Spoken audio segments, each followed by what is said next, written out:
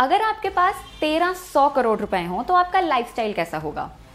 May be super cars की एक collection, एक लग्जरी यॉट, प्राइवेट जेट भी लिया जा सकता है वैसे, एंड ऑफ कोर्स एक आलीशान घर with a gazillion rooms. Now what if 1300 crore नहीं, आपकी नेटवर्थ 13 लाख करोड़ हो, तब आपका लाइफस्टाइल कैसा होगा? Multiply everything you just imagine by 1000, right? पर क्या ऐसा हो सकता है कि इतनी नेटवर्थ होने के बाद भी आप अपनी फैक्ट्री की ज़मीन पर सोएं? दुनिया के सबसे अमीर इंसान होने के बावजूद भी अगर आप अपनी फैक्ट्री में सोना पसंद करें तो या तो आप सर फिरे हैं या फिर आपका नाम इलॉन मस्क है। अभी कुछ ही वक्त पहले इलॉन मस्क दुनिया के सबसे अमीर इंसान थे।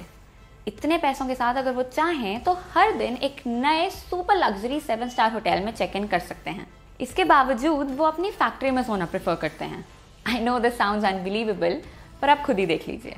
I sleep on the couch over there. Last time I was here, I actually slept literally on the floor because the couch was too narrow. When things get really intense, I don't have time to go home and shower and change, so I just sleep here. और ये सिर्फ एक दो बार की बात नहीं है, वो अक्सर ऐसा करते हैं। अभी रिसेंटली यूरोप की पहली टेस्ला फैक्ट्री बन रही थी बर्लिन में।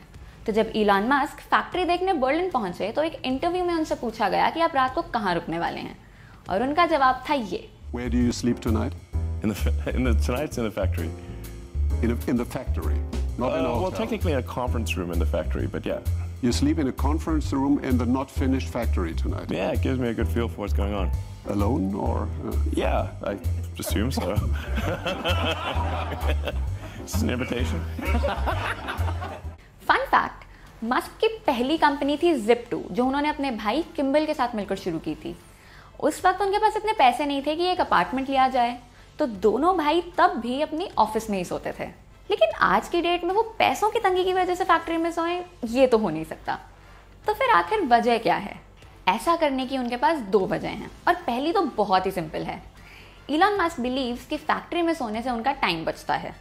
ऑफिस से घर जाने में और फिर घर से वापस ऑफिस आने में जो टाइम वेस्ट होता है, अगर फैक्ट्री में ही सो जाएं तो इलॉन मस्क उस टाइम को प्रोडक्टिवली यूज़ कर सकते हैं।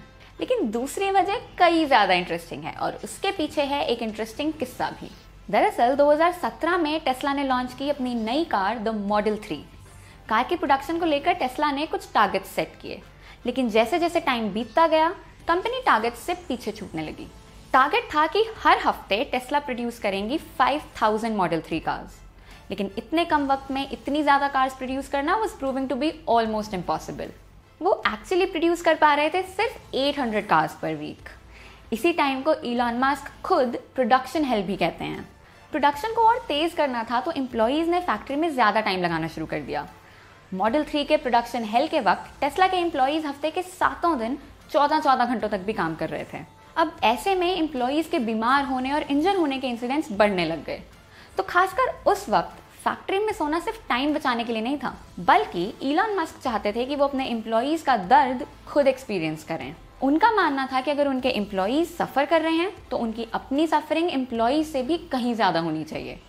ही सेड, मुझे ये बिल्कुल पसंद नहीं कि एक तरफ आपके एम्प्लॉयज़ इतनी मेहनत कर रहे हों और दूसरी तरफ सीईओ खुद कहीं वेकेशन पर घूम रहा हो।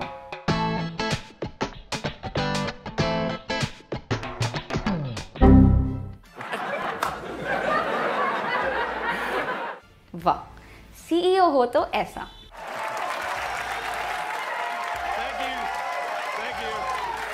Thank you very much.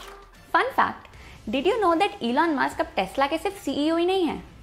Actually कुछ ही वक्त पहले उन्होंने अपने सीईओ के डेजिग्नेशन के साथ साथ एक नया डेजिग्नेशन ऐड किया, टेक्नो किंग। यानी अब वो टेस्ला के सीईओ के साथ साथ टेक्नो किंग के नाम से जाने जाते हैं। इसी तरह कंपनी के सीएफओ यानी चीफ फाइनेंशियल ऑफिसर को अब मास्टर ऑफ कॉइन भी कहा जाता है। Anyway, coming back to the story, जब उनसे पूछा गया कि वो फैक्ट्री में रुककर एक्चुअली करते क्या हैं, बिकॉज ऑब्वियसली वो खुद जाकर कार्स को पेंट तो कर नहीं रहे होंगे, तो उनका जवाब था कि फैक्ट्री में हर वक्त अवेलेबल होने की वजह से वो किसी भी प्रॉब्लम को रियल टाइम में सॉल्व कर सकते हैं। यानी जैसे ही कोई प्रॉब्लम सामने आए वो उसी वक्त उसे एनालाइज करके जल्दी से सॉल्व कर सकते हैं। अब ऐसा करने के दो फायदे हुए। एक तो आप अननेसेसरी डिलेज को अवॉइड कर सकते हैं, एंड सेकेंडली आप अपने एम्प्लॉयज़ के लिए एक एग्जाम्पल सेट कर रहे हैं। जब आपके एम्प्लॉयज़ देखते हैं कि उनके लीडर भी उन्हीं की तरह उतना ही टाइम काम पर लगा रहे हैं, स्ट्रगल कर रहे हैं, तो एम्प्लॉयज़ भी मोटिवेटेड फील करते हैं to do better. That's what you call leading by example. यही बातें तो एक लीडर को एक बॉस से अलग बनाती हैं। इसी दौरान इलॉन मस्क ने अपने स्टाफ को एक ईमेल भी लिखी जिसमें उन्होंने कहा कि ये उनके लिए दिल तोड़ने वाली बात है अगर किसी भी एम्प्लॉई को टेस्ला की कार की प्रोडक्शन के वक्त कोई चोट लगे। उन्होंने ये भी कहा कि वो हर इंजर्ड एम्प्लॉई को पर्सनली जाकर मिलेंगे और फैक्ट्री में जो काम वो एम्प्लॉई करता था वो काम खुद करेंगे। एक तरफ ये भाई साहब हैं जो अपने एम्प्लॉयज़ का काम तक करने को तैयार हैं और दूसरी तरफ जनरल मोटर्स जैसी कंपनीज भी हैं जिनके बारे में कहा जाता है कि वहाँ पर एग्जीक्यूटिव्स के लिए एक अलग लिफ्ट बनाई गई है ताकि ऑफिस में आते जाते वक्त कहीं गलती से भी उन्हें एम्प्लॉयज़ से मिलना ना पड़ जाए। ये एक इंसिडेंट बाखूबी बयान करता है कि कैसे इलॉन मस्क दुनिया के बाकी सीईओ से अलग हैं। वो बस एयर कंडीशन ऑफिस में बैठकर ऑर्डर देने वाले बॉस नहीं हैं, वो अपने एम्प्लॉयज़ का दर्द न सिर्फ समझते हैं बल्कि खुद एक्सपीरियंस भी करते हैं। इस सारी स्ट्रगल का नतीजा ये निकला कि टेस्ला फाइनली अपने टारगेट्स को अचीव करने में सफल रही। जुलाई 2018 में इलॉन मस्क ने खुद एक ईमेल के थ्रू अपने एम्प्लॉयज़ को इन्फॉर्म किया कि वो फाइनली पिछले हफ्ते में 5031 कार्स प्रोड्यूस कर पाए और 2019 में टेस्ला अपने टारगेट से भी ज़्यादा कार्स प्रोड्यूस कर चुकी थी। इलॉन मस्क अपने काम को लेकर कितने पैशनेट हैं ये तो इससे पता चली गया, और जब पैशनेट हैं तो फिर काम से डरना कैसा। एग्जाम्पल के तौर पे उनका ये ट्वीट ही देख लो। उनका कहना है कि ऐसी तो कई कंपनीज मिल जाएंगी जहां पर काम करना आसान होगा, लेकिन ऐसे में क्या आप दुनिया बदल पाएंगे?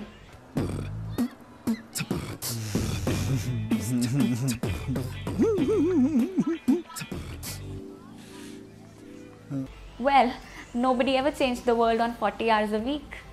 आप एक ग्रेट एंटरप्रेन्योर तभी बन सकते हैं अगर आप में अपने काम को लेकर एक अलग ही पैशन है, या यूँ कहें कि आपका पैशन ही आपका काम है। दुनिया बदलना कोई बाएं हाथ का खेल थोड़ी है। अब जैसे एप्पल ने दुनिया को हमेशा के लिए बदल दिया, तो उसके पीछे भी स्टीव जॉब्स जैसे पैशनेट एंटरप्रेन्योर थे। उनके पैशन से जुड़ी एक कहानी पर भी वीडियो बना चुके हैं, इसके बाद वो भी ज़रूर देखना। खैर, ये तो बात हुई कैसे इलॉन मस्क का लीडरशिप स्टाइल उन्हें दुनिया के बाकी बिलियनर से अलग बनाता है। आपको किस बिलियनर का स्टाइल सबसे ज़्यादा पसंद है? कमेंट करके ज़रूर बताना। और अगर इलॉन मस्क के इस क्वर्की स्टाइल ने आपको भी सरप्राइज किया तो अपने दोस्तों के साथ वीडियो को शेयर ज़रूर करना। I will see you in the next video. Till then, stay curious.